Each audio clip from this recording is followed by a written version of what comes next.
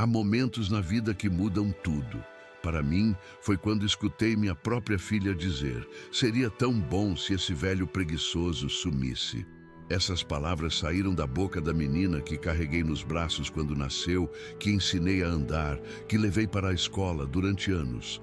Minha Cecília, junto com Henrique, meu genro, conversando na cozinha de nossa casa em Ribeirão das Flores, achando que eu não estava por perto.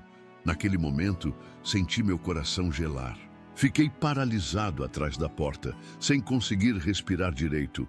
Toda uma vida dedicada à família, e era assim que me viam. Um velho preguiçoso, um estorvo, alguém que deveria sumir. Meu nome é Jonas Vasconcelos, tenho 68 anos e trabalhei como professor de História durante 35 anos da minha vida. Acordava às 5 da manhã, pegava 3 ônibus para chegar nas escolas onde lecionava, voltava para casa depois das 22 horas, muitas vezes.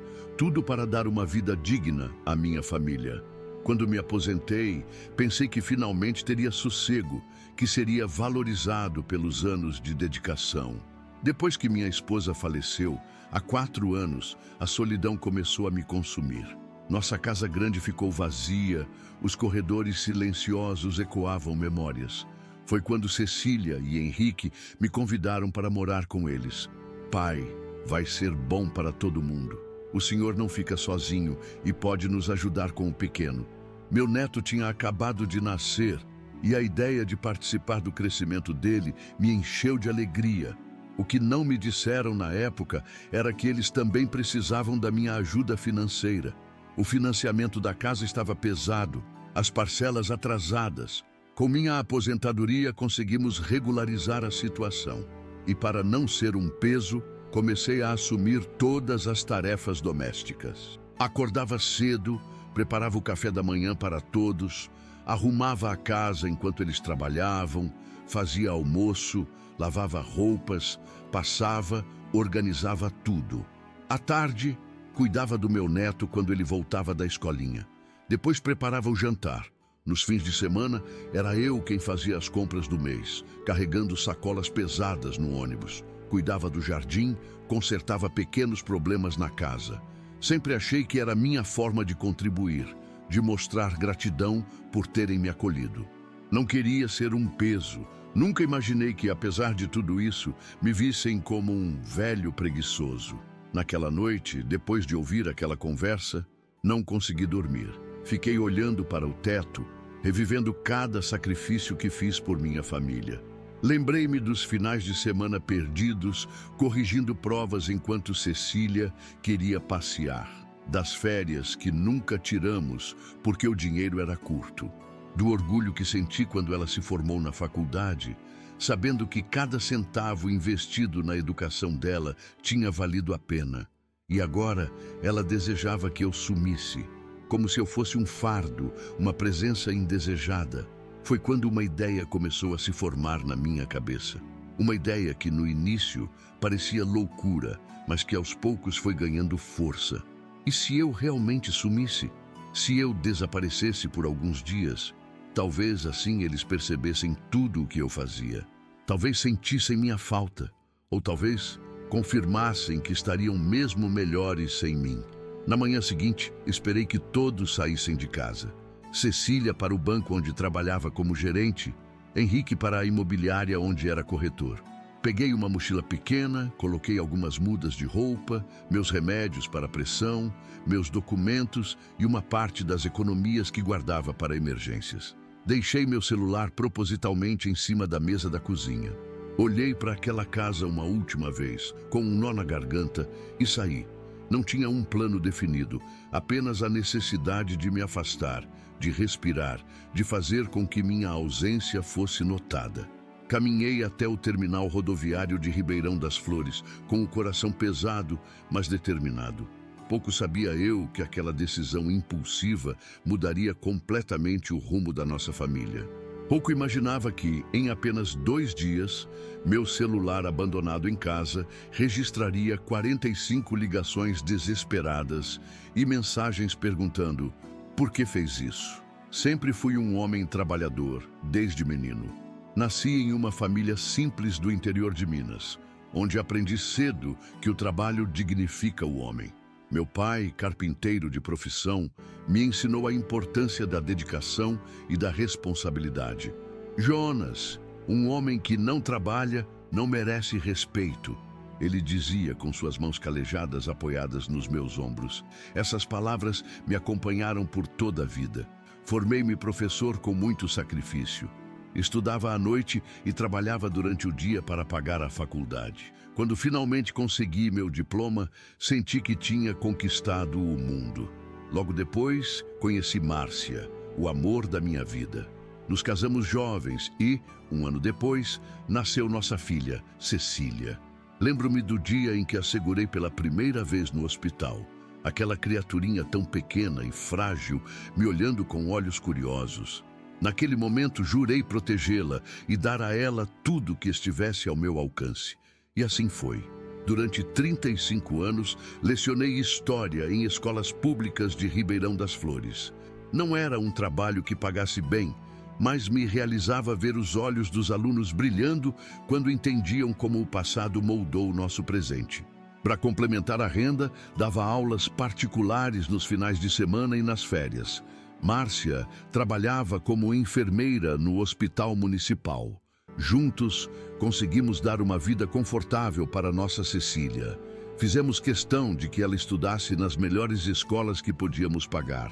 Economizávamos em tudo: roupas novas, viagens, até mesmo em pequenos luxos como jantar fora. Tudo para que nossa filha tivesse oportunidades que nós não tivemos. E funcionou. Cecília se formou em administração. Conseguiu um bom emprego no banco da cidade e, aos 30 anos, conheceu Henrique, um corretor de imóveis ambicioso e comunicativo. Quando eles anunciaram o casamento, Márcia e eu ficamos radiantes. Vendemos um terreno que tínhamos guardado como investimento para ajudar a pagar a festa. É o sonho de toda mãe ver a filha casada em um belo vestido branco, dizia Márcia emocionada. A cerimônia foi linda. Mais simples do que Cecília queria, mas ainda assim especial. Naquela noite dancei com minha filha, sentindo o coração transbordando de orgulho. Os primeiros anos do casamento foram tranquilos. Eles moravam em um apartamento alugado, enquanto economizavam para comprar a casa própria.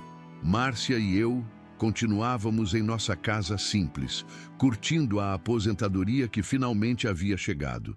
Planejávamos viajar, conhecer lugares que sempre sonhamos. Mas o destino tinha outros planos. Márcia descobriu um câncer avançado. Foram 2 anos de luta intensa, tratamentos agressivos, esperanças que surgiam e logo se dissipavam. Gastamos todas nossas economias com medicamentos e tratamentos que o plano de saúde não cobria. Eu estive ao lado dela em cada momento, segurando sua mão quando a dor era insuportável, sussurrando palavras de amor quando o medo tomava conta. Até que em uma manhã de outono, ela partiu, silenciosamente, como sempre viveu. O vazio que Márcia deixou era insuportável. A casa, antes tão cheia de vida e risadas, agora parecia um mausoléu de lembranças. Eu vagava pelos cômodos como um fantasma, conversando com a memória dela. Foi nessa época que Cecília e Henrique vieram com a proposta. Pai, estamos comprando uma casa maior no Jardim Primavera. Tem um quarto de hóspedes espaçoso. Por que o senhor não vem morar com a gente? Vai ser bom para todos. O senhor não fica sozinho e pode nos ajudar com o Gabriel quando ele nascer. Cecília estava grávida de 5 meses. A ideia de ser avô trouxe um novo brilho para a minha vida. Talvez fosse mesmo uma boa solução. Vendi nossa casa, bem abaixo do valor de mercado, porque precisava do dinheiro rapidamente. Parte do valor dei para o casal, como entrada da casa nova. O restante guardei para emergências. Nunca se sabe o que o futuro reserva, pensava comigo mesmo. A princípio, tudo correu bem. Gabriel nasceu, um menino saudável e esperto. Eu me encantava vendo aquela criança crescer, relembrando quando sua mãe tinha aquela idade. Mas logo percebi que havia outro motivo para terem me convidado a morar com eles. Uma noite, encontrei Cecília chorando na cozinha. Após muita insistência, ela confessou que estavam com problemas financeiros sérios. O financiamento da casa tinha parcelas altíssimas e o mercado imobiliário estava em baixa, afetando as comissões de Henrique. Estavam com 3 prestações atrasadas e o banco ameaçava tomar a casa. Não pensei 2 vezes. Ofereci minhas economias para colocar as parcelas em dia. É só um empréstimo, pai. Juro que vamos te pagar quando as coisas melhorarem, disse Cecília, enxugando as lágrimas. Mas eu sabia que aquele dinheiro nunca mais voltaria para mim. E tudo bem, que serventia tem o dinheiro guardado quando se pode ajudar quem se ama. Foi a partir daí que comecei a notar uma mudança sutil no tratamento. Pequenos comentários, olhares de impaciência, suspiros de irritação, nada gritante, nada explícito, apenas o suficiente para me fazer sentir que estava incomodando. Para compensar, comecei a assumir cada vez mais tarefas domésticas. Acordava cedo para preparar o café da manhã de todos. Depois que saíam para trabalhar, limpava a casa inteira. Passava pano nos pisos, tirava pó dos móveis, arrumava os quartos. Lavava e passava as roupas, inclusive as camisas sociais de Henrique, que exigiam um cuidado especial. Na hora do almoço, preparava refeições completas e nutritivas. Minha Márcia tinha me ensinado a cozinhar quando nos casamos. Um homem não deve depender de mulher para se alimentar, ela dizia, prática como sempre. Com o tempo, desenvolvi habilidade na cozinha. Fazia arroz soltinho, feijão cremoso, carnes macias, legumes frescos, deixava tudo pronto para quando voltassem do trabalho. À tarde, buscava Gabriel na escolinha e passava horas brincando com ele, ensinando pequenas coisas, contando histórias sobre sua avó que ele nunca conheceu. Essas eram as horas mais preciosas do meu dia. Quando o sol começava a se pôr, preparava o jantar. Depois, lavava a louça, organizava a cozinha, regava as plantas do jardim que eu mesmo tinha plantado. Nos fins de semana, fazia as compras do mês no supermercado, carregando sacolas pesadas no ônibus, já que não dirijo mais por causa dos problemas de vista. Tudo isso sem reclamar, sem fazer alarde, apenas fazendo minha parte para não ser um peso para eles. Mesmo quando meu corpo doía, mesmo quando a artrite nas mãos tornava difícil segurar uma vassoura. Não queria ser visto como um velho inútil. Além das tarefas domésticas, passei a complementar discretamente o orçamento da casa. Quando percebi que o salário de Cecília mal cobria as despesas básicas, comecei a fazer depósitos na conta dela, disfarçados como restituição de imposto ou pagamento de empréstimo. Ela nunca questionou, talvez porque não quisesse saber a verdade, talvez porque fosse conveniente acreditar na mentira. Em algum momento, também comecei a desconfiar que estavam falando de mim pelas costas. Comentários sussurrados que paravam abruptamente quando eu entrava na sala, mensagens trocadas com olhares cúmplices. Foi quando decidi instalar discretamente pequenas câmeras de segurança pela casa. Não me orgulho disso, mas precisava saber a verdade. Durante semanas, revisava as gravações quando estava sozinho. A maioria era inofensiva. Conversas cotidianas, discussões sobre contas, planos para o futuro. Até aquela tarde de quarta-feira. Eu tinha saído para comprar pão na padaria da esquina. Voltei mais cedo porque começou a chover. Foi quando ouvi as vozes vindas da cozinha. Não aguento mais, Henrique. Meu pai está sempre pela casa, observando tudo que fazemos. Não temos mais privacidade. Era a voz de Cecília, claramente irritada. Sei que é difícil, amor, mas pensa no dinheiro que economizamos com a empregada e ele ajuda com o Gabriel. Henrique sempre prático, sempre calculista. Mas é tão sufocante e ele é tão lento fazendo as coisas. Fica horas para lavar uma louça. Seria tão bom se esse velho preguiçoso sumisse. Naquele momento, senti como se o chão tivesse sido arrancado debaixo dos meus pés. Velho preguiçoso? Eu, que acordava antes deles e dormia depois? Que cuidava da casa que eles mal tinham tempo de apreciar? Que contribuía financeiramente sem que soubessem? que amava aquela família mais que a mim mesmo. Fiquei paralisado atrás da porta, segurando a sacola de pão, sentindo o coração bater dolorosamente no peito. Não consegui entrar na cozinha. Voltei silenciosamente para meu quarto e fechei a porta. Passei a noite em claro, revivendo cada sacrifício que fiz ao longo da vida, cada momento de dedicação, pensando em Márcia e no que ela diria se estivesse viva. Provavelmente me aconselharia a conversar, a esclarecer as coisas, mas eu estava cansado de ser menosprezado, cansado de dar sem receber nem mesmo respeito em troca. Foi quando a ideia surgiu. E se eu realmente sumisse como Cecília desejava? Talvez assim eles percebessem meu valor. Ou talvez confirmassem que estariam mesmo melhores sem mim. De qualquer forma, eu precisava desse tempo para mim, para refletir sobre o que fazer dali para frente. Não podia continuar vivendo em um lugar onde era visto como um fardo, onde minha própria filha, a pessoa por quem sacrifiquei tantos sonhos, desejava que eu desaparecesse. A decisão estava tomada. Na manhã seguinte, esperaria todos saírem e partiria. Sem avisos, sem explicações. Apenas sairia pela mesma porta que me recebeu anos atrás, quando ainda acreditava que família significava amor incondicional e gratidão. Deitado na cama, olhando para o teto, senti uma lágrima escorrer pelo canto do olho. Não chorava de tristeza, mas de decepção. Como chegamos a esse ponto? Quando o amor se transformou em tolerância. Quando minha presença passou de bem-vinda a indesejada. Perguntas sem respostas que me atormentariam nas noites seguintes, longe daquela casa que nunca realmente foi meu lar. Naquela madrugada, enquanto Cecília e Henrique dormiam tranquilamente, eu planejava meu desaparecimento. Um ato desesperado de quem já não encontra palavras para expressar sua dor. Um último recurso para quem dedicou a vida inteira aos outros e agora se encontrava sozinho. Apesar de viver rodeado de família, esperei pacientemente até que a casa ficasse vazia. Como de costume, acordei antes de todos, às 5h30 da manhã. Preparei o café como sempre fazia, pão de queijo que eu mesmo assava, café coado na hora, suco de laranja natural, ovos mexidos para Henrique e uma vitamina para Cecília.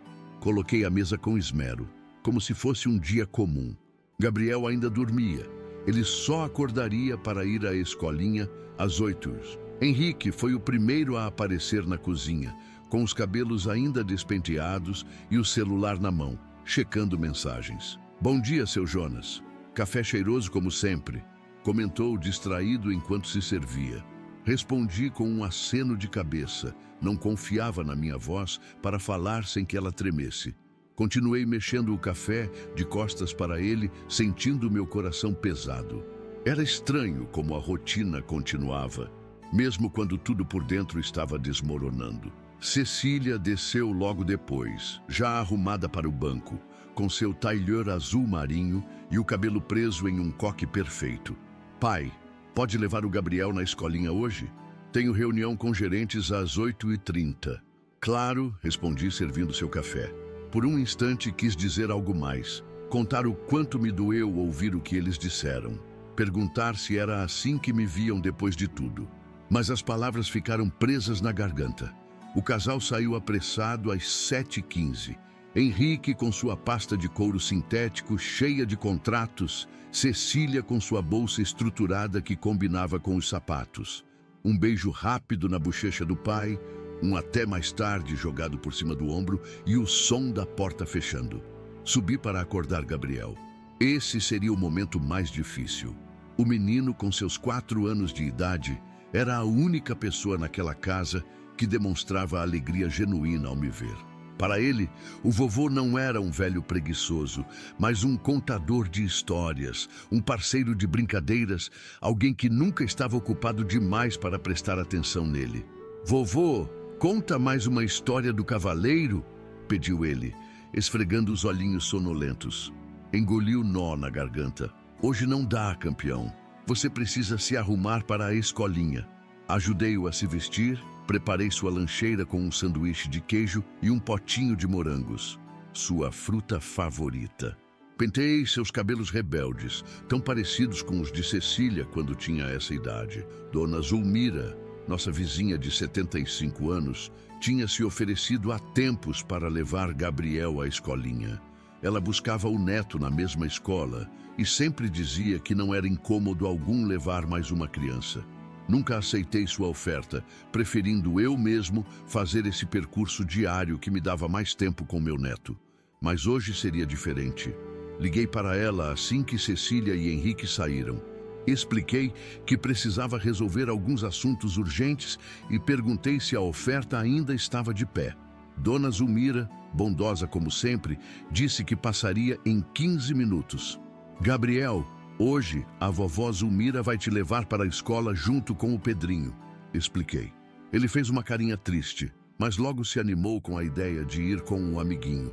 Beijei sua testa demoradamente, aspirando o cheirinho de shampoo infantil de seus cabelos. Quem sabe quando poderia fazer isso novamente? Depois que Dona Zulmira levou Gabriel, voltei para casa e comecei meus preparativos. Abri o guarda-roupa e peguei uma mochila velha que usava para pequenas viagens.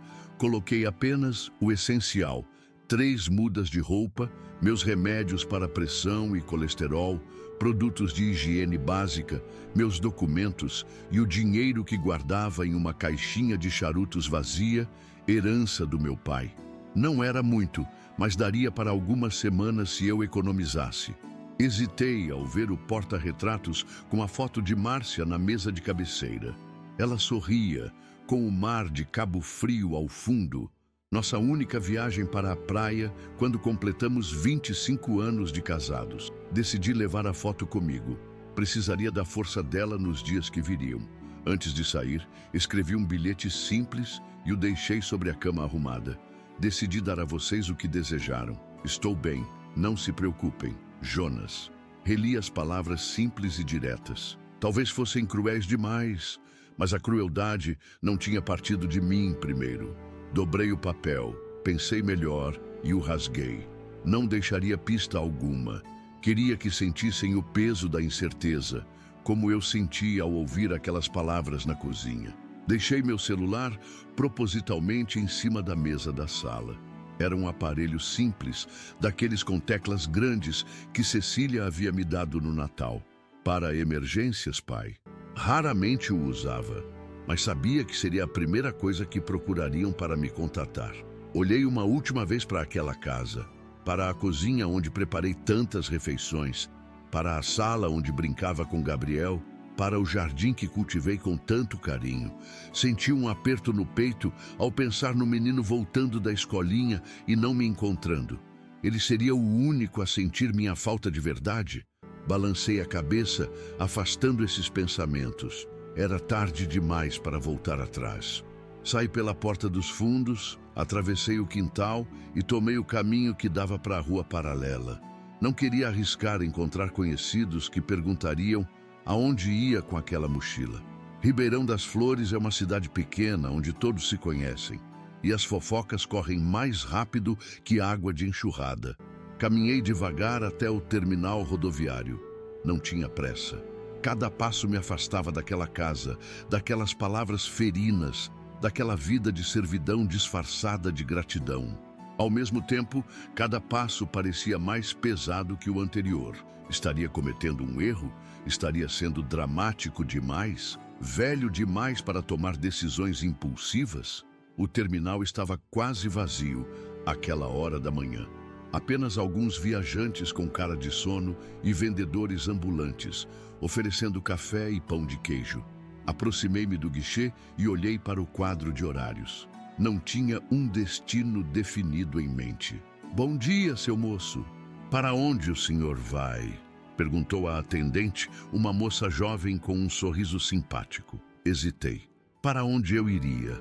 Não tinha parentes próximos. Meu filho Tiago morava no Rio de Janeiro, mas estávamos distantes há anos, desde que se casou com uma mulher que nunca me aceitou. Não queria ser um fardo para ele também. Foi então que me lembrei da pousada Serra Azul, um lugar simples nas montanhas, a cerca de 1 hora de Ribeirão das Flores. Márcia e eu passamos um final de semana lá quando namorávamos.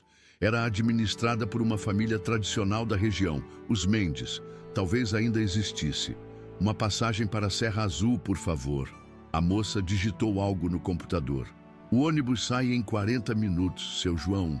São R$ 27. Paguei com dinheiro trocado e fui sentar-me em um dos bancos de plástico para esperar. Uma sensação estranha me invadiu. Pela primeira vez em muitos anos, eu não tinha obrigações. Não precisava voltar para fazer almoço, buscar neto na escola, lavar roupa ou limpar casa. Era apenas eu, minha mochila e um destino incerto. O ônibus partiu pontualmente às 10h15. Era um veículo antigo, com bancos de couro rachado e um ar-condicionado barulhento que mal refrescava. Sentei-me na janela e observei a paisagem familiar de Ribeirão das Flores ficando para trás.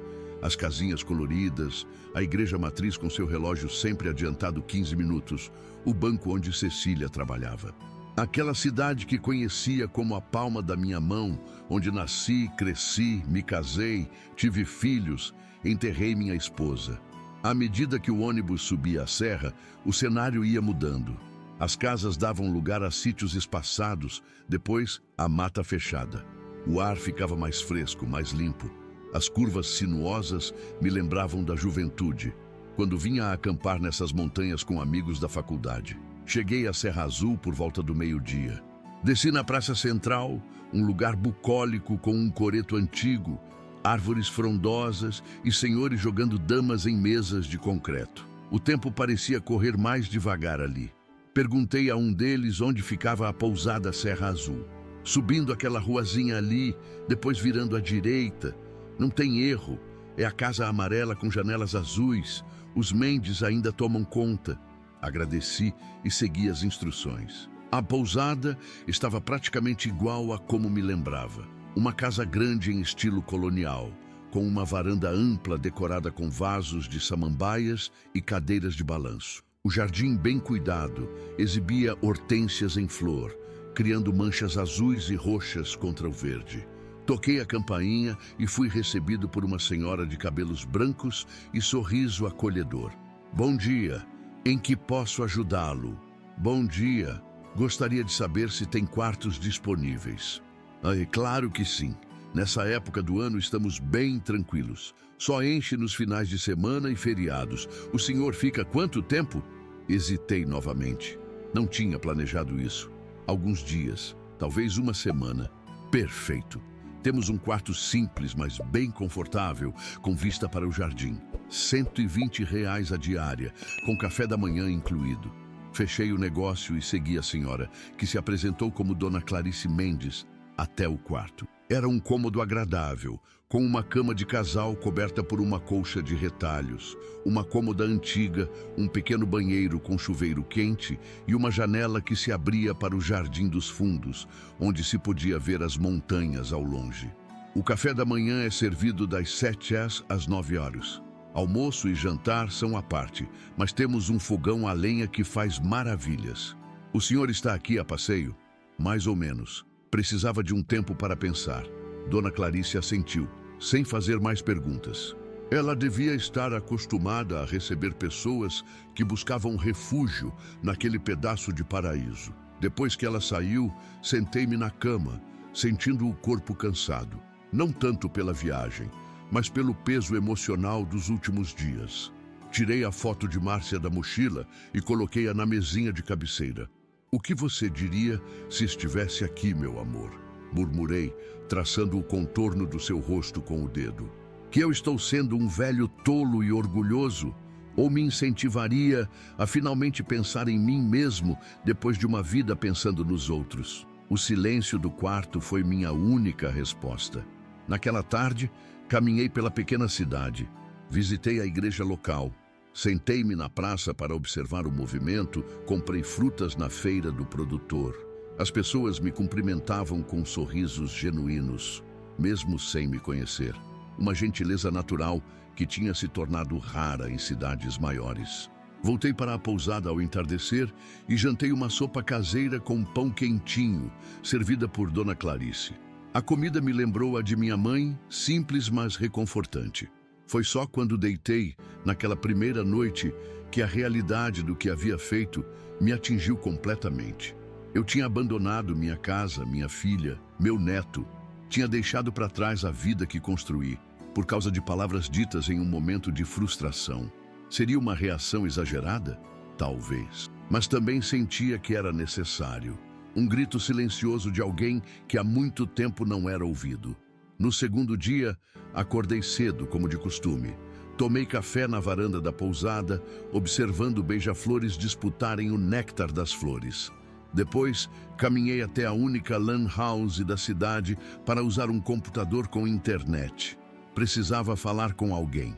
Abri meu e-mail e enviei uma mensagem para Romeu Santos, meu amigo de longa data. Expliquei resumidamente o que tinha acontecido e onde estava. Pedi que não contasse a ninguém, mas que ficasse de olho em minha família e me informasse se houvesse alguma emergência. Romeu respondeu quase imediatamente. Estaria em Serra Azul no final da tarde. Queria conversar pessoalmente. Sorri ao ler suas palavras preocupadas. Pelo menos uma pessoa ainda se importava comigo o suficiente para fazer uma viagem de 1 hora apenas para me ver. Passamos a tarde no pequeno bar da praça, onde Romeu me ouviu pacientemente contar tudo. As palavras de Cecília, a indiferença de Henrique, meus anos de dedicação silenciosa, as contribuições financeiras secretas, as câmeras escondidas. Não me julgou, apenas escutou, assentindo ocasionalmente e pedindo mais 2 cervejas. Jonas, você não acha que está sendo um pouco radical? Sumir assim, sem explicações? Eles devem estar preocupados. Preocupados com quem vai cozinhar, limpar e cuidar do Gabriel, você quer dizer? Respondi, mais amargo do que pretendia. Romeu suspirou. Olha, não estou defendendo o que eles disseram. Foi cruel e ingrato. Mas as pessoas dizem coisas que não sentem realmente quando estão estressadas ou cansadas. Talvez não seja exatamente como você interpretou. Balancei a cabeça, obstinado. Você não estava lá, Romeu. Não viu o desprezo nos olhos dela, na voz dela. Minha própria filha me chamando de velho, preguiçoso. E o que você planeja fazer agora? Ficar escondido para sempre nessa cidade? Não para sempre. Só o suficiente para que sintam minha falta, para que percebam tudo o que eu fazia. Depois, não sei.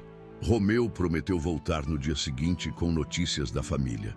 Parecia preocupado ao se despedir, mas respeitou minha decisão. Aquela noite foi mais difícil que a anterior. A conversa com Romeu tinha trazido à tona todas as dúvidas que tentei reprimir.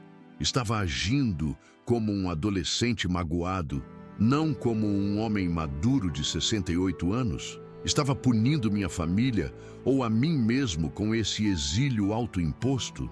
No dia seguinte, Romeu chegou cedo com uma expressão que misturava preocupação e diversão. Você não vai acreditar no caos que está sua casa, começou enquanto caminhávamos pelo parque da cidade.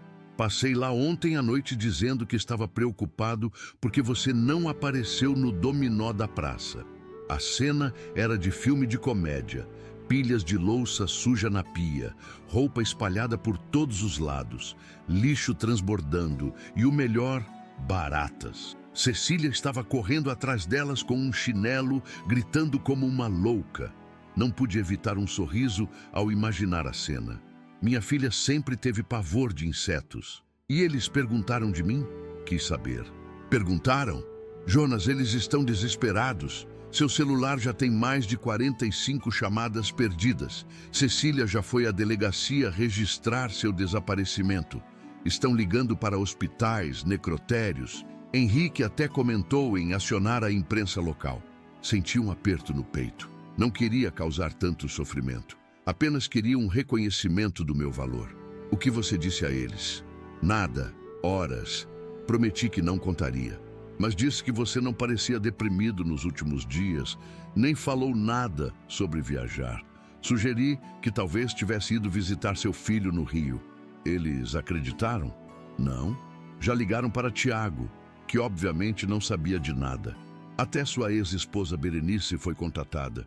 Estão revirando cada pedra para te encontrar. Aquilo me pegou de surpresa. tanta preocupação assim. Talvez eu tivesse subestimado o afeto deles por mim.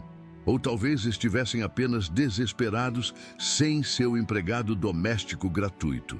E Gabriel? Perguntei, temendo a resposta. Romeu sorriu com ternura. O menino está inconsolável. Pergunta pelo vovô o tempo todo. Não quer ir para a escolinha porque acha que você vai aparecer enquanto ele estiver fora. Dorme com aquele cavaleiro de madeira que você fez para ele. Senti os olhos marejarem. Gabriel era inocente nessa história toda. Estava sofrendo por minha causa, por minha decisão impulsiva. Talvez eu devesse voltar, murmurei, mais para mim mesmo que para Romeu. Ele apoiou a mão em meu ombro. Dê mais um tempo, Jonas. Acho que está surtindo efeito. Eles estão percebendo o quanto dependiam de você. Mas não demore muito, ou a preocupação vai se transformar em raiva. E assim decidi esperar mais alguns dias. Romeu prometeu voltar com mais notícias, mantendo nosso acordo de sigilo. Não era a solução ideal, mas era o que eu precisava naquele momento. Tempo para pensar, para curar feridas antigas, para decidir que rumo dar à minha vida dali em diante. Enquanto via meu amigo partir, senti-me dividido entre o alívio de saber que faziam falta e a culpa por causar sofrimento. Mas uma coisa estava clara, nunca mais seria o mesmo após esse desaparecimento. Nunca mais aceitaria ser invisível dentro da minha própria família. Os dias na pousada Serra Azul estabeleceram uma rotina tranquila que há muito tempo eu não experimentava. Acordava com o canto dos pássaros, não com o despertador impiedoso que me lembrava das tarefas domésticas.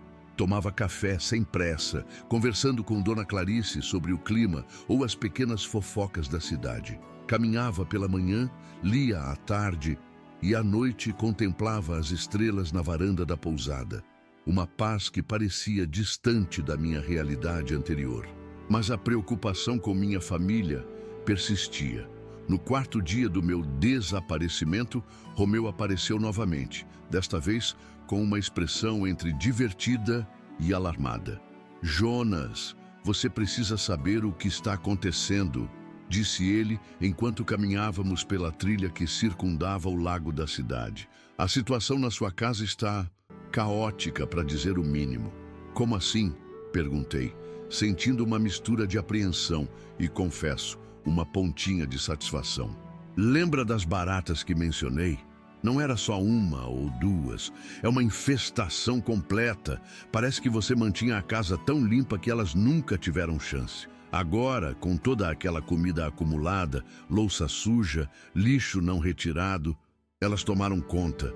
Não pude conter uma risada curta. Sempre fui meticuloso com a limpeza, ainda mais depois que Márcia se foi. Era uma forma de manter o controle sobre alguma coisa na vida. E tem mais, continuou Romeu, com um brilho divertido nos olhos. Cecília teve que faltar ao banco ontem. Sabe por quê? Não tinha mais roupas limpas. Todas as camisas sociais estavam amontoadas no cesto e ela não faz ideia de como separar as roupas brancas das coloridas. Balancei a cabeça, incrédulo. Cecília, com toda a sua competência profissional, gerenciando milhões no banco, não sabia operar uma máquina de lavar. E a cozinha? Perguntei, lembrando de como deixava tudo organizado, com alimentos separados em potes etiquetados, freezer com marmitas para a semana inteira. Um desastre. Eles estão sobrevivendo à base de delivery, pizza, hambúrguer, comida chinesa. Gabriel já está reclamando, quer arroz, feijão e bife como o vovô faz. O menino até chorou quando Cecília tentou fazer macarrão e queimou. Diz que não era igual ao do vovô. Senti um aperto no peito ao pensar no meu neto. A culpa começava a pesar mais que a satisfação de ver o caos se instalando. E a procura por mim continua? Perguntei, mudando de assunto. Romeu ficou sério. Sim, e agora com ainda mais desespero. Cecília contratou um detetive particular. Já notificaram hospitais em cidades vizinhas. Até o Tiago está vindo do Rio para ajudar nas buscas. A menção do meu filho me pegou de surpresa. Tiago e eu tínhamos uma relação distante há anos. Depois que se casou com Luísa, uma mulher que nunca escondeu seu desagrado por mim. As visitas foram rareando até cessarem completamente. Nosso contato se resumia a telefonemas em datas especiais e mensagens genéricas em grupos de família. Que ele estivesse disposto a viajar do Rio de Janeiro para me procurar indicava uma preocupação genuína. Talvez eu devesse voltar, murmurei, a culpa crescendo. Romeu me estudou por um momento antes de responder. É sua decisão, claro, mas pense bem. Se voltar agora, o impacto do seu desaparecimento vai se diluir. Eles vão ficar aliviados em te ver, claro, mas logo as coisas voltarão ao normal. Você voltará a ser o velho preguiçoso que cuida da casa. As palavras dele me atingiram com força. Ele tinha razão. Se eu voltasse agora, seria apenas um susto temporário. O verdadeiro impacto da minha ausência ainda não tinha sido totalmente sentido. Quanto tempo você acha que devo esperar? Perguntei. Mais 1 ou 2 dias, no máximo. Depois disso, a preocupação pode se transformar em raiva ou ressentimento. Você quer que sintam sua falta, não que te odeiem por fazê-lo sofrer. Concordei com um aceno de cabeça. Mais 2 dias. Tempo suficiente para planejar meu próximo passo. No dia seguinte, Romeu não apareceu como havia prometido. Em vez disso, recebi uma ligação dele na recepção da pousada. Jonas, as coisas ficaram complicadas, disse ele, com urgência na voz. Tiago chegou. Ele e Cecília estão desconfiando que alguém sabe onde você está. Estão interrogando todos os seus amigos e conhecidos. Até o pessoal do dominó da praça já foi questionado. Não vou poder ir aí por enquanto. Seria arriscado demais. Senti um calafrio. Não esperava que a busca chegasse a esse nível. E como está a situação na casa? Perguntei, tentando desviar o foco da minha crescente preocupação. Pior a cada dia.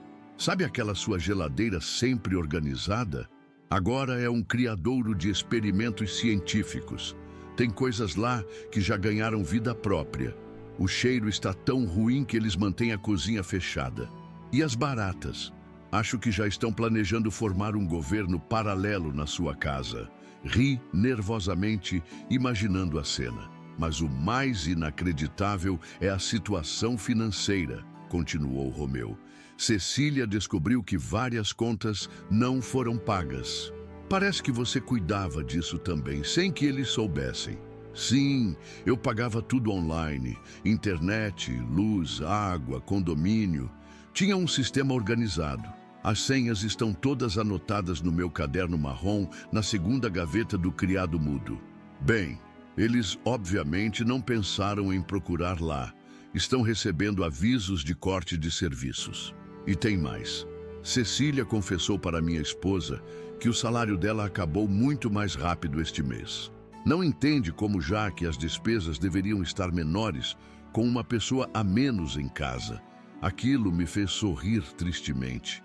Ela ainda não tinha percebido o quanto eu complementava o orçamento familiar. Os depósitos misteriosos que faziam a conta dela sempre parecer mais cheia do que deveria. E o Gabriel? Como ele está? Houve uma pausa do outro lado da linha. Quando Romeu falou novamente, sua voz estava mais suave. Ele está sofrendo, Jonas. Chora antes de dormir, perguntando pelo vovô. Desenhou um retrato seu na escolinha. A professora ligou, preocupada. Fechei os olhos com força, sentindo as lágrimas quererem escapar. Meu neto, meu pequeno cavaleiro, estava sofrendo por minha causa.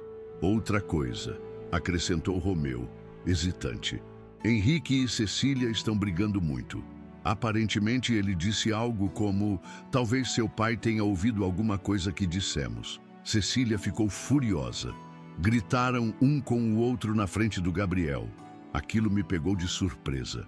Eles estavam começando a conectar os pontos, a perceber que meu desaparecimento poderia estar relacionado às palavras cruéis que trocaram na cozinha naquele dia. Amanhã vou voltar, decidi. Já provei meu ponto. Não quero que o Gabriel sofra mais. Acho uma boa decisão, concordou Romeu. Só prepare-se. Eles estarão aliviados, mas também haverá perguntas. Muitas perguntas. Depois de desligar, voltei para meu quarto e comecei a arrumar minha pequena mochila. 5 dias haviam se passado desde minha saída silenciosa. 5 dias que pareciam uma eternidade e, ao mesmo tempo, um piscar de olhos. Naquela noite, dormi mal. Sonhei com Márcia, sentada na beira da minha cama, me olhando com aquela expressão que ela tinha quando eu fazia algo teimoso. Você sempre foi cabeça dura, Jonas, dizia ela no sonho, mas seu coração está no lugar certo. Acordei com lágrimas nos olhos, sentindo sua presença quase palpável no quarto. Na manhã seguinte, paguei minha conta na pousada. Dona Clarice parecia triste ao me ver partir. O senhor trouxe uma paz para este lugar, disse ela, apertando minhas mãos enrugadas nas suas. Volte quando quiser, mesmo que seja apenas para fugir da agitação da cidade por um dia. Prometi que voltaria, talvez para um fim de semana tranquilo, quando tudo se acalmasse. Peguei o ônibus de volta para Ribeirão das Flores, com o coração pesado de expectativas. O que encontraria? Raiva? Alívio? Indiferença? Como explicaria meu desaparecimento repentino? Durante a viagem, observei a paisagem montanhosa, dando lugar gradualmente à cidade que conhecia tão bem. Pensei em tudo que havia aprendido nesses dias de solidão forçada. Sobre meu valor, sobre limites, sobre não permitir ser invisível na minha própria família. Cheguei a Ribeirão das Flores por volta das 11 horas da manhã. Em vez de ir direto para casa, passei primeiro na lanchonete da Praça Central. Precisava de um momento para me recompor, para ensaiar mentalmente o que diria. "Seu Jonas!" exclamou Naldo, o proprietário, quase derrubando a bandeja que carregava. "O senhor está vivo. Todo mundo está te procurando." Expliquei vagamente que tinha precisado fazer uma viagem urgente e que estava voltando agora. Naldo me olhou desconfiado, mas não fez mais perguntas. Em vez disso, insistiu em me oferecer um café da casa.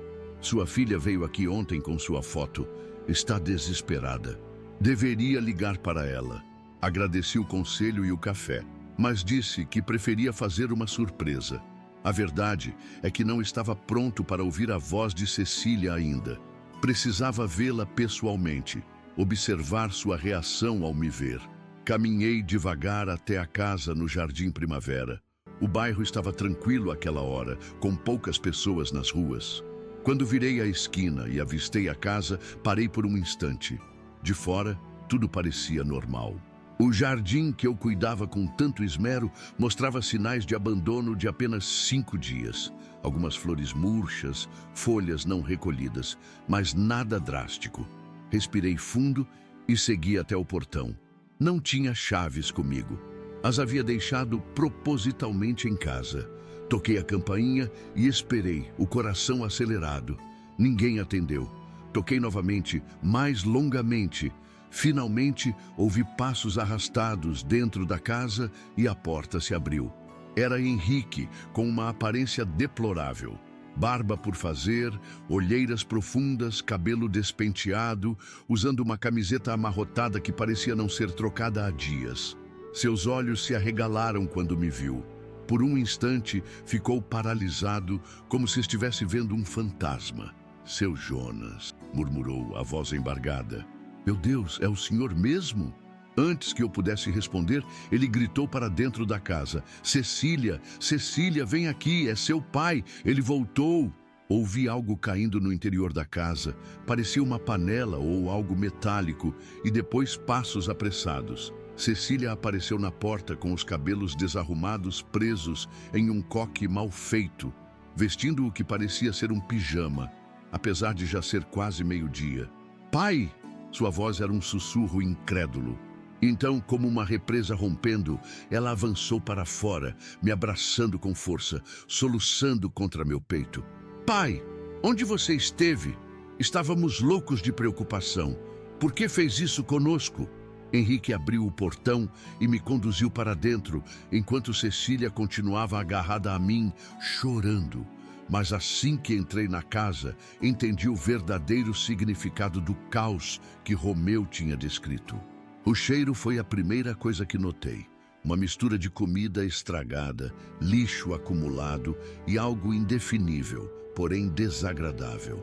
A sala, geralmente impecável graças aos meus esforços diários, estava irreconhecível. Roupas espalhadas sobre o sofá, embalagens de comida delivery empilhadas sobre a mesa de centro, brinquedos de Gabriel por toda parte. Mas foi a cozinha que me chocou de verdade. Quando Henrique abriu a porta que a separava da sala, uma porta que normalmente ficava sempre aberta, o odor intensificou-se. Pilhas e mais pilhas de louça suja ocupavam não só a pia, mas também o balcão e parte da mesa. O lixo transbordava da lixeira, com moscas voando ao redor, e correndo pelo canto da parede, como se para confirmar as palavras de Romeu, uma barata grande e atrevida. Cecília soltou um grito agudo ao ver o inseto e se escondeu atrás de mim. Elas estão por toda parte, explicou ainda chorando. Nunca tivemos baratas antes. De repente a casa está infestada. De repente? Repeti com uma calma que não sentia. Ou talvez elas sempre estiveram por aí, mas alguém mantinha tudo limpo o suficiente para que não aparecessem. Um silêncio constrangido seguiu-se às minhas palavras. Henrique teve a decência de parecer envergonhado. Pai, onde você esteve? Perguntou Cecília novamente, enxugando as lágrimas. Por que saiu sem avisar? Estávamos desesperados. Achamos que tinha acontecido algo grave. Chamamos a polícia, hospitais. Estava na pousada Serra Azul. Respondi simplesmente. Precisava de um tempo para pensar. Pensar sobre o quê? O que aconteceu para você simplesmente desaparecer assim? A voz dela agora tinha uma nota de indignação misturada ao alívio. Olhei em seus olhos, aqueles olhos tão parecidos com os de Márcia, e decidi que era a hora da verdade. Ouvi vocês conversando na cozinha naquele dia, sobre como seria bom se o velho preguiçoso sumisse. O rosto de Cecília empalideceu instantaneamente. Ela olhou para Henrique, que parecia ter sido atingido por um soco no estômago. Pai, nós... Não era isso que queríamos dizer. Estávamos estressados, cansados. Pelo que exatamente? Perguntei, mantendo o tom calmo. Eu cozinhava, limpava, lavava, passava, fazia compras, cuidava do jardim, buscava Gabriel na escola, ajudava com o dever de casa. O que exatamente deixava vocês tão cansados que precisavam desejar que eu sumisse? Henrique tentou falar, mas apenas abriu e fechou a boca sem conseguir emitir som algum. Cecília tinha lágrimas escorrendo livremente pelo rosto agora. Não foi isso que quis dizer, pai. Foi só um momento de frustração. Nunca quisemos que você realmente sumisse. Apontei para o caos ao nosso redor. Bem, agora vocês sabem como é a vida sem o velho preguiçoso. Onde está Gabriel? Na escolinha, respondeu Henrique, finalmente encontrando a voz. Tivemos que contratar uma babá para buscá-lo e ficar com ele até voltarmos do trabalho. Está custando uma fortuna. Assenti, satisfeito por Gabriel, ao menos estar sendo cuidado adequadamente. Tiago está vindo do Rio, informou Cecília. Chega hoje à tarde. Estava tão preocupado quanto nós. Aquilo me surpreendeu novamente. Meu filho, que mal falava comigo nos últimos anos, estava realmente vindo me procurar. Talvez nem tudo estivesse perdido na nossa relação. E como vocês estão se virando com as contas? Perguntei, mudando de assunto. Notei que várias deveriam ter sido pagas esta semana. Cecília pareceu confusa. Como assim, pai? Que contas? Luz, água, internet, condomínio? Eu pagava tudo isso online, com o dinheiro da minha aposentadoria. As senhas estão no meu caderno marrom, na gaveta do criado mudo. Ela me olhou como se eu tivesse acabado de revelar que era um agente secreto. Você pagava as contas? Todas elas? Pensei que o dinheiro que sobrava na minha conta todo mês era de bônus do banco. Não, filha. Era eu depositando discretamente para ajudar, sem que você precisasse pedir ou se sentir humilhada. Henrique se apoiou na parede, parecendo genuinamente chocado. Todo esse tempo o senhor estava sustentando a casa, cuidando de tudo, e nós, e vocês, me chamavam de velho preguiçoso. Completei, sem rancor na voz, apenas constatando um fato.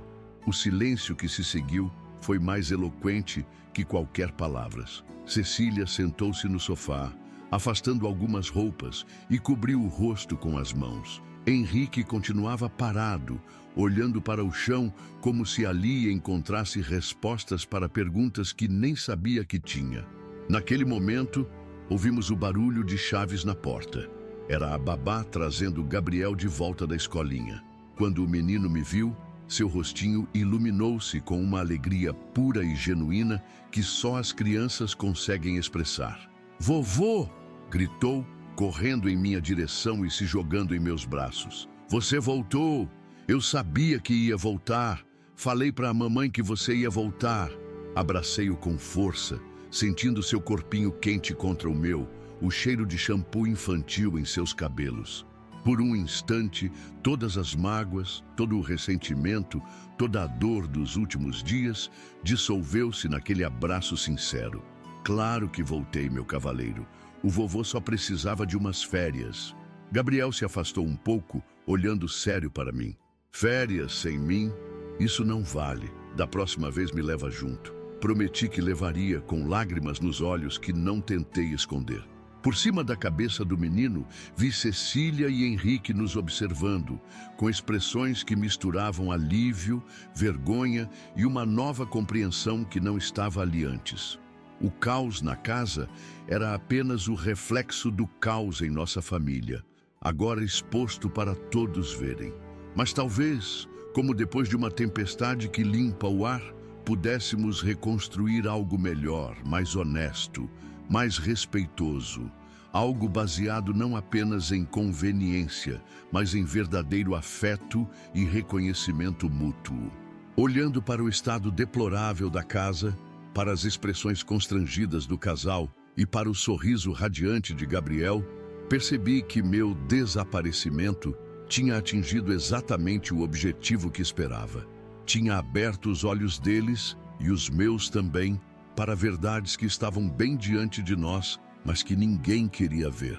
Gabriel não desgrudou de mim pelo resto daquela tarde. Sentou-se no meu colo enquanto eu tentava explicar para Cecília e Henrique o que havia acontecido, por que tinha saído daquela maneira tão repentina.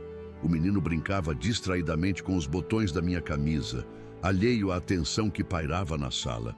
"Precisamos conversar", disse eu, depois que a babá foi embora. "Mas acho melhor colocarmos a casa em ordem primeiro. E Gabriel precisa lanchar." Henrique assentiu, parecendo aliviado por adiar a conversa difícil que nos aguardava. "Vou limpar um pouco a cozinha para podermos preparar algo." "Eu ajudo", ofereceu Cecília, surpreendendo-me. Não me lembrava da última vez que a vi se voluntariando para tarefas domésticas.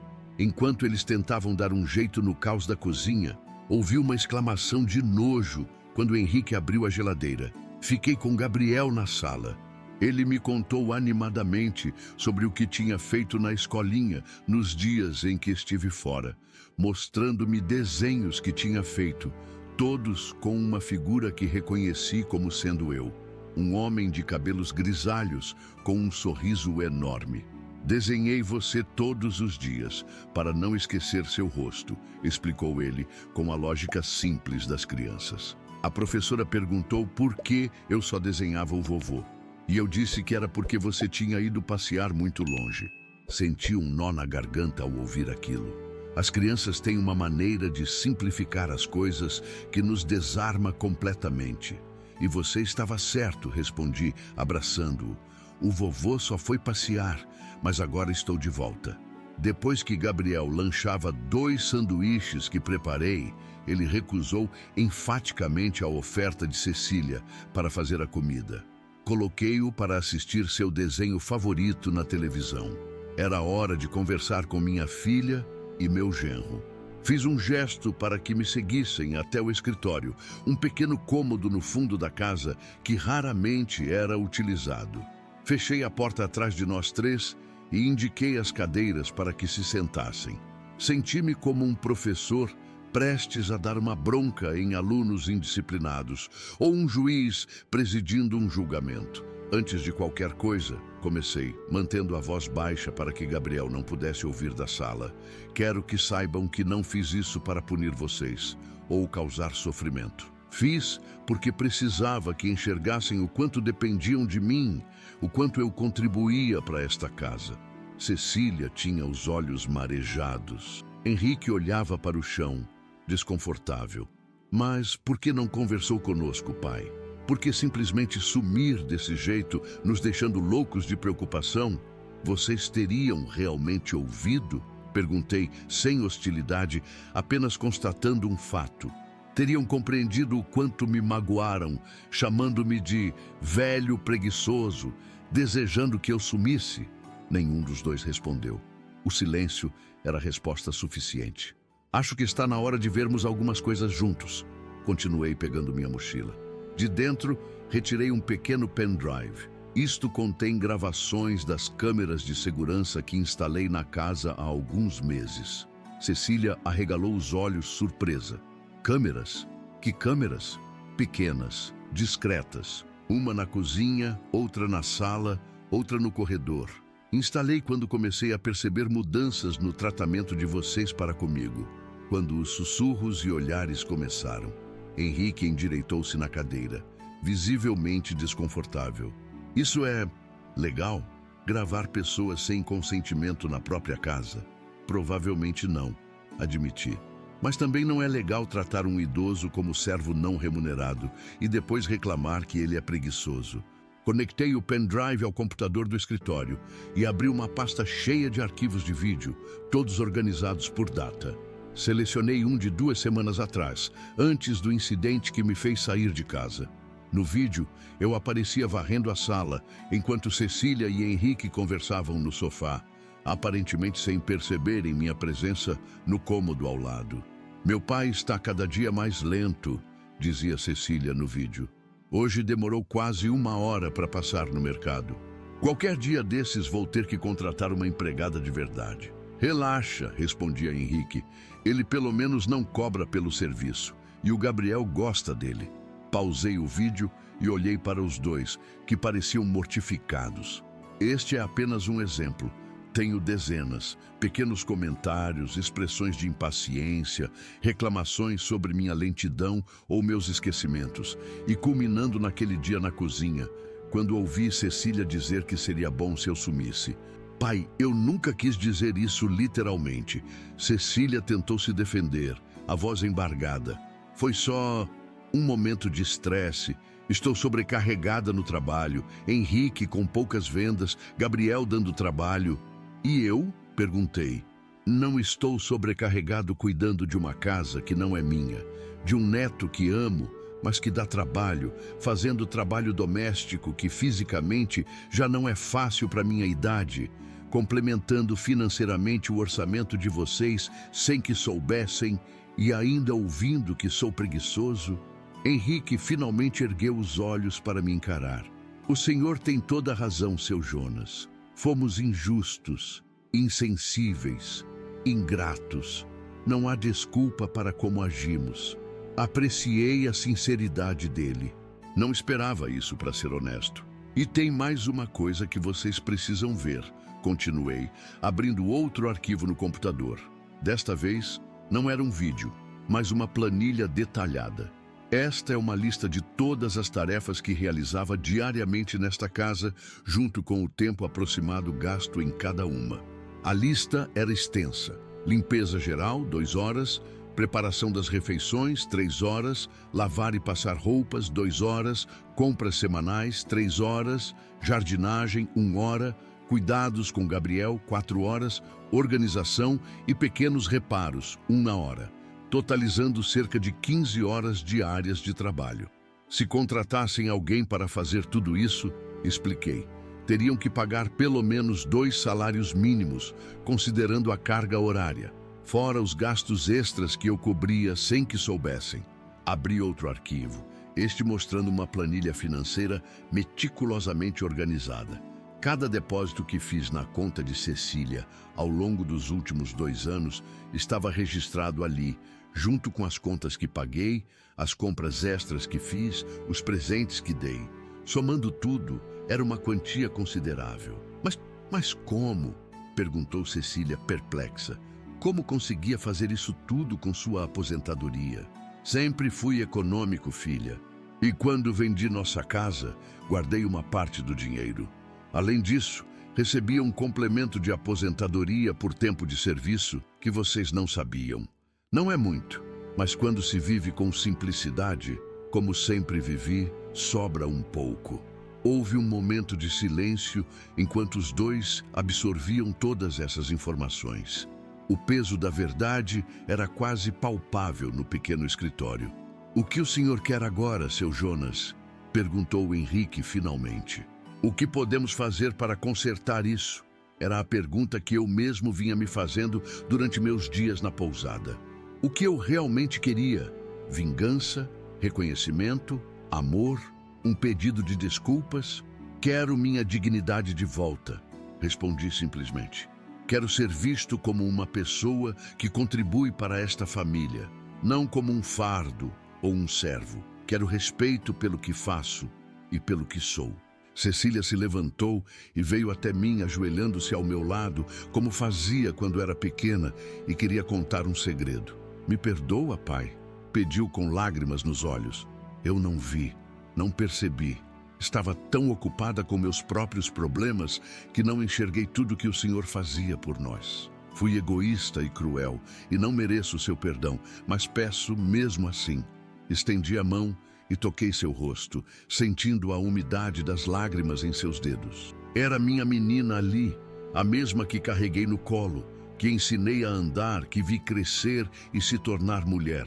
Apesar de tudo, o amor nunca tinha desaparecido. "Eu já perdoei, filha, mas precisamos estabelecer novos limites, um novo jeito de conviver." Henrique também se aproximou, estendendo a mão para mim. "Prometo que as coisas serão diferentes daqui para frente, seu Jonas." O Senhor nos abriu os olhos. Apertei a mão dele, selando uma espécie de pacto silencioso. "Tem mais uma coisa que tomei decisão durante esses dias fora", anunciei. "Vou me mudar." Os dois me olharam alarmados. "Mudar? Para onde?" perguntou Cecília preocupada. "Para um pequeno apartamento no centro da cidade. Já fiz uma pesquisa e com o dinheiro que tenho guardado consigo comprar um lugar modesto."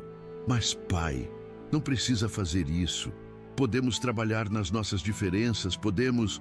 Ergui a mão, interrompendo-a gentilmente. "Não é uma punição, filha. É uma decisão que tomei pensando no bem de todos. Vocês são uma família jovem, precisam de espaço, privacidade. Gabriel está crescendo, logo precisará de um quarto maior. E eu preciso de um pouco de independência também." "Mas e o Gabriel?" perguntou Henrique. "Ele vai sentir sua falta." "Não vou para outro país. Vou para o centro da cidade. 10 minutos de carro. Posso vir visitar sempre, ou vocês podem me visitar. Posso ficar com Gabriel nos fins de semana ou quando vocês precisarem sair. Apenas não viveremos sob o mesmo teto." Era uma decisão que havia amadurecido durante meus dias na pousada. A convivência diária tinha se tornado tóxica para todos nós. Um pouco de distância física poderia, paradoxalmente, nos aproximar emocionalmente. "E quando o senhor pretende se mudar?" perguntou Cecília, ainda tentando processar a notícia. "Nas próximas semanas. Já tenho alguns lugares em mente para visitar.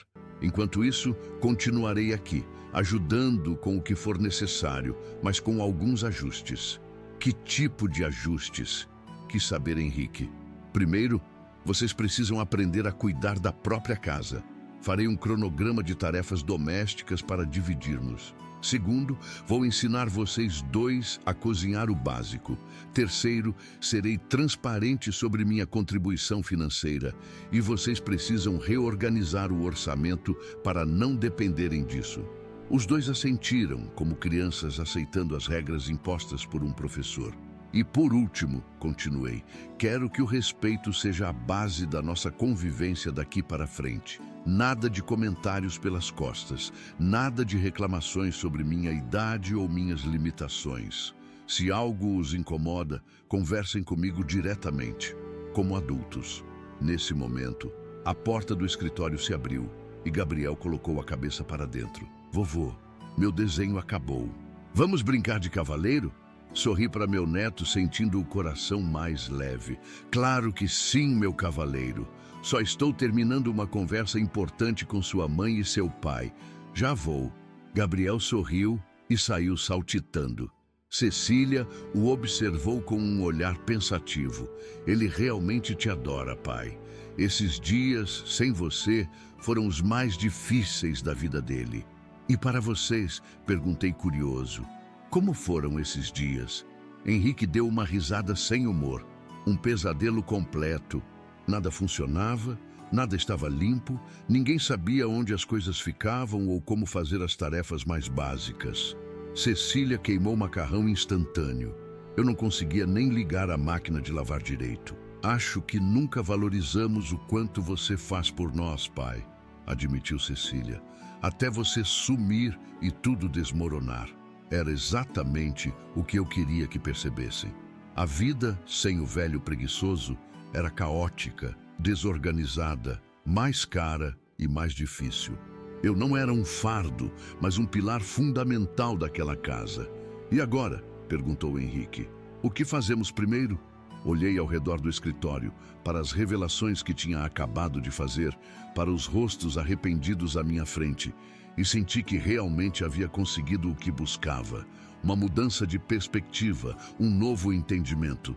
Agora, respondi, levantando-me. Vamos arrumar esta casa juntos, como uma família. Naquela noite, depois de horas dedicadas a limpar o caos acumulado dos últimos dias, com Cecília e Henrique trabalhando arduamente sob minha orientação, sentamos todos juntos para uma refeição simples que preparei. Sopa de legumes com pão, nada elaborado, mas feito com carinho. Gabriel não parava de falar, animado por ter o avô de volta. Cecília e Henrique pareciam diferentes também, mais atentos, mais presentes, menos absortos em seus celulares ou preocupações de trabalho. Era como se meu desaparecimento tivesse servido como um despertador, trazendo-os de volta à realidade da importância da família. Depois do jantar, enquanto eu contava uma história para Gabriel em seu quarto, ouvi a campainha tocar, vozes no corredor, passos apressados, e então a porta do quarto se abriu. Era Tiago, meu filho, com uma expressão de alívio e emoção no rosto. Pai, disse ele, a voz embargada, você está bem? Não era uma pergunta, mas uma constatação carregada de sentimento. Levantei-me da beirada da cama de Gabriel e abracei meu filho, que não via pessoalmente há mais de 2 anos. Ele retribuiu o abraço com força, como se temesse que eu pudesse desaparecer novamente. Estou bem, filho. Desculpe a preocupação que causei. Gabriel, sentado na cama, observava a cena com curiosidade. Quem é ele, vovô? Este é seu tio Tiago, meu filho, irmão da sua mãe, expliquei com um sorriso. Ele mora muito longe, no Rio de Janeiro, por isso vocês não se conhecem bem. Tiago se aproximou de Gabriel, estendendo a mão como se o menino fosse um adulto. Prazer em conhecê-lo oficialmente, sobrinho. Gabriel riu e ignorou a mão, pulando da cama para abraçar as pernas do tio recém-descoberto. Você parece com o vovô nas fotos de quando ele era moço. Era verdade. Tiago tinha herdado minha estrutura física, meu nariz, meu queixo. Vê-los juntos era como olhar para uma versão mais jovem de mim mesmo, conhecendo meu neto pela primeira vez. Depois que Gabriel finalmente adormeceu, Tiago, Cecília, Henrique e eu nos reunimos na sala. Havia tanto a ser dito, tantas explicações a dar, tantos anos de distanciamento para tentar reparar. Mas naquela noite, enquanto ouvia Tiago falar sobre sua vida no Rio, sobre seu trabalho como engenheiro, sobre seu casamento com Luísa, que estava em crise, percebi algo importante. Meu desaparecimento havia trazido mais do que apenas uma lição para Cecília e Henrique. Havia criado uma oportunidade para a reconexão familiar em vários níveis. Às vezes, é preciso sumir por um tempo para que nossa presença seja verdadeiramente valorizada. É preciso criar um vazio para que as pessoas percebam o quanto esse espaço estava significativamente preenchido antes. Olhando para meus 2 filhos, conversando como não faziam há anos, para Henrique atento e participativo, para a casa agora limpa e organizada com o esforço de todos, senti que minha pequena fuga havia valido cada momento de angústia e culpa.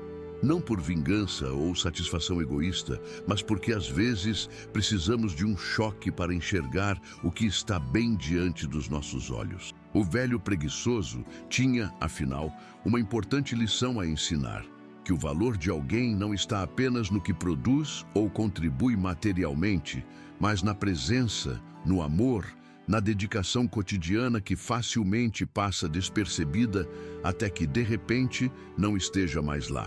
E enquanto a noite avançava e os planos para o futuro começavam a se delinear, meu novo apartamento, visitas regulares, Tiago prometendo vir mais vezes, Cecília e Henrique se comprometendo a aprender tarefas domésticas, senti um calor no peito que há muito não experimentava. O calor de ser visto, realmente visto, pela primeira vez em muito tempo. E assim, meus amigos que me acompanham aqui no canal Meu Avô Falou, encerro essa história que vivenciei aos 68 anos de idade. Uma história sobre ingratidão, sobre invisibilidade, sobre como muitas vezes as pessoas que mais amamos podem nos ferir profundamente sem nem perceber o que estão fazendo. Quando ouvi minha filha Cecília dizer ao marido que seria tão bom se esse velho preguiçoso sumisse, algo se quebrou dentro de mim. Todos os anos de dedicação, todo o trabalho silencioso que realizava diariamente naquela casa, todo o apoio financeiro que dava sem que soubessem, tudo isso parecia não ter valor algum aos olhos deles. Foi por isso que decidi sumir.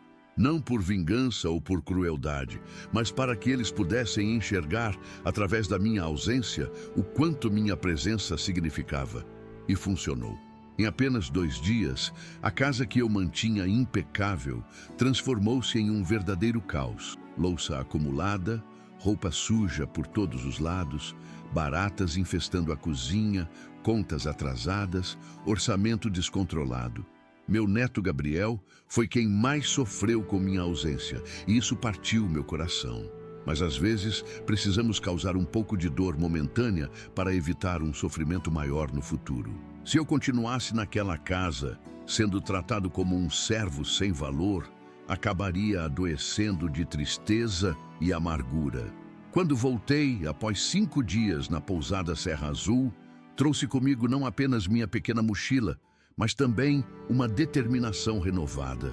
Mostrei a eles as gravações das câmeras que havia instalado, as planilhas detalhando todo o meu trabalho na casa, os registros financeiros de como contribuía silenciosamente para o orçamento familiar. Confrontei-os com a verdade que não queriam ver. E o mais importante, estabeleci novos limites.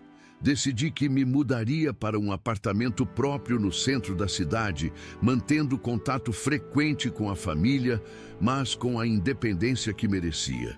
Ensinei Cecília e Henrique a cuidarem da própria casa, a cozinharem, a administrarem suas finanças. Exigi respeito como condição básica para nossa convivência. O resultado foi melhor do que eu esperava. Não apenas minha filha e meu genro compreenderam o valor do meu trabalho e da minha presença, como também meu filho Tiago, distante há anos, voltou a fazer parte da minha vida. Minha pequena fuga acabou aproximando toda a família de uma forma que não imaginava ser possível. A lição que deixo para vocês, queridos espectadores do Meu Avô Falou, é que nunca devemos aceitar ser invisíveis, especialmente para aqueles que amamos. Nossa idade avançada não diminui nosso valor. Nossa experiência, nossa dedicação, nossa presença constante, tudo isso merece reconhecimento e respeito. Às vezes, é preciso criar um vazio para que percebam o quanto esse espaço estava significativamente preenchido antes. Se você está passando por algo semelhante, se sente desvalorizado por sua família, saiba que não está sozinho. Talvez não precise desaparecer como eu fiz, mas certamente precisa estabelecer limites claros e exigir o respeito que merece. Amigos, se essa história tocou seu coração, peço que deixem seu comentário abaixo, contando o que acharam ou compartilhando experiências semelhantes que viveram. Seus comentários são muito importantes para mim e para todos que assistem a este canal. Quero saber de onde vocês são, como se identificaram com minha história, que lições levaram dela. Não esqueçam de deixar seu like neste vídeo. Acreditem, esse simples gesto faz toda a diferença para o algoritmo do YouTube mostrar nosso conteúdo para mais pessoas que podem se beneficiar dessas histórias. E se ainda não se inscreveram no canal Meu Avô Falou, este é o momento. Cliquem no botão de inscrição agora mesmo para não perderem nenhuma de nossas histórias diárias. Temos muitas experiências de vida para compartilhar. Muitas lições aprendidas ao longo de décadas que podem ajudar você a evitar os mesmos erros ou a encontrar soluções para situações difíceis. Também queria pedir um favor especial. A produção desses vídeos exige muito tempo e dedicação. Se puderem colaborar com qualquer quantia através do Valeu Demais, nosso sistema de doação que aparece na descrição do vídeo, isso nos ajudará imensamente a manter o canal funcionando e a trazer mais conteúdo de qualidade diariamente. Sua contribuição, seja ela pequena ou grande, é fundamental para continuarmos esse trabalho que toca tantos corações. Aqui do interior de Minas Gerais, eu, Jonas Vasconcelos, agradeço por terem assistido até aqui. Nos vemos no próximo vídeo do Meu Avô Falou, onde continuarei compartilhando as lições que a vida me ensinou e que talvez possam iluminar um pouco o seu caminho também.